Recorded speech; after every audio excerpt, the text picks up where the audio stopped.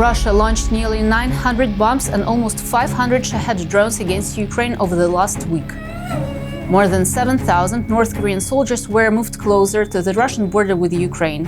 The first DPRK troops have already been shelled in the Kursk region. Russian casualties in the war have surpassed 700,000 killed or wounded soldiers. Hi, I'm Iva Kucherenko. This is United 24 Media. Russia, over the course of the past week, has launched around 900 bombs, almost 500 Shahed drones, and 30 missiles against the territory of Ukraine.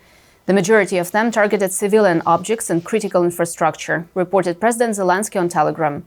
He added that the strikes could have been prevented if appropriate sanctions had been implemented against Russia, in particular prohibiting the import of parts and components essential to the production of Russian drones and missiles.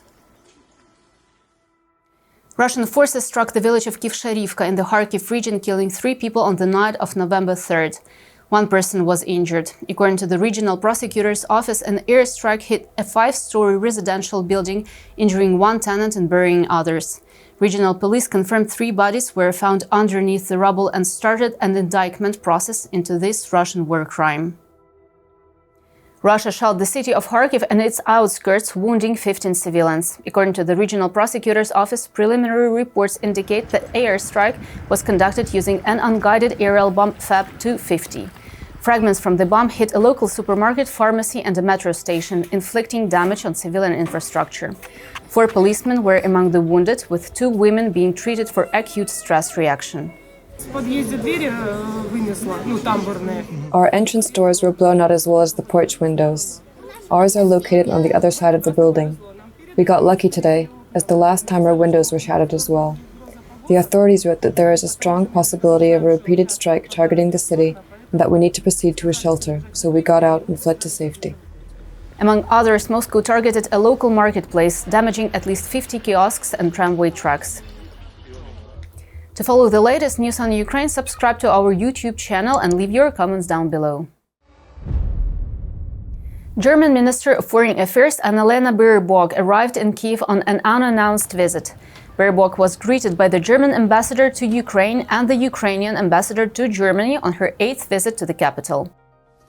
We are also supporting the Ukrainians with further preparations for the winter. To this end, we are once again increasing our emergency humanitarian aid to an additional 200 million euros for urgently needed winter relief. This means that even homes close to the front line without an energy supply can receive supplies of fuel. We are also providing Ukrainians with the most basic necessities, such as blankets and warm winter coats to combat the icy temperatures. Russian casualties in the war have surpassed 700,000 killed or wounded soldiers. This was stated by the General Staff of the Armed Forces of Ukraine in its daily report on November 4th. The Pokrovsk direction in eastern Donetsk region remains one of the fiercest front lines, with 27 Russian assaults repelled in a day. Meanwhile, the Czech-based international assault team KIU calculated from open Russian sources that at least 4,984 Russian officers have been eliminated in the Russian invasion of Ukraine since February 24, 2022. Among them, a lieutenant general and 6 major generals. Over 7,000 North Korean soldiers have been moved to areas near the Russian border with Ukraine. This was reported by the Defense Intelligence of Ukraine. According to the statement, the DPRK troops are armed with AK-12 rifles, among other Russian assault weapons such as machine guns, sniper rifles, mortars, anti-tank guided missiles and grenade launchers. The troops were moved closer to the front line with the help of at least 28 military transport aircraft of the Russian Airspace Forces. The training of the North Korean soldiers is taking place across 5 different training grounds in the far east of Russia. The first North Korean soldiers have been shelled in the Kursk region, stated Andriy Kovalenko, head of the Center for Countering Disinformation. Also in the Kursk region, Ukrainian Marines from the 36th Brigade used a javelin to blow up a Russian IFV with infantry during an assault. Footage was released by the brigade's press center on Telegram on November 4th, noting that the Russian offensive was stopped in its tracks by the Ukrainian forces.